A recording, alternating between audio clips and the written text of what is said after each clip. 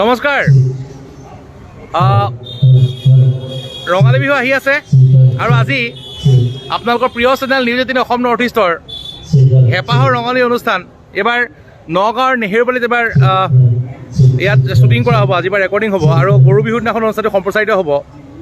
যোৱাকালি ফেচবুকত মই দিছিলোঁ এই বিষয়ে আৰু কিছু সময়ৰ পিছতেই ইয়াত মই দেখুৱাইছোঁ নেহেৰুবালিত, আপোনালোকৰ চিনাকি নেহেৰুবালিত এই অনুষ্ঠানটোৰ শ্বুটিং হ'ব।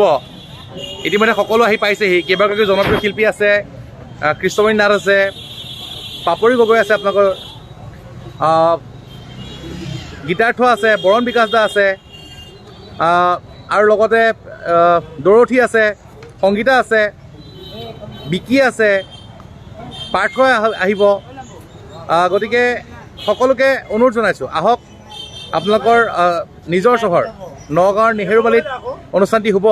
বতৰো মুকলাইছে, গতিকে সকলো আহক। মই দেখুৱাইছোঁ সুন্দৰকৈ আমি সজাইছোঁ আৰু অতি সুন্দৰকৈ আপোনালোকে একেবাৰে ৰাস্তাৰ পৰা অনুষ্ঠানটো উপভোগ কৰিব পাৰিব। আৰু যিহেতু ইয়াত ৰঙালী মেগা ফেষ্টিভেল হৈ আছে, আৰ্ট ফেডৰ মেলা হৈ আছে, বিভিন্ন অনুষ্ঠান হৈ আছে, গতিকে আমি দেখুৱাইছোঁ সকলো সাজু 7 বজাৰ পৰা আৰম্ভ হ'ব।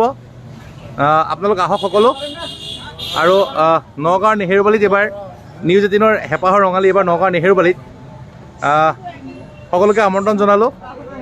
আমি 7 বজাৰ লগে লগে অনুষ্ঠান আৰম্ভ কৰিম। সকলোৰে উপস্থিতি কামনা কৰিলোঁ আৰু সকলো আহিব বুলি আশা কৰিলোঁ।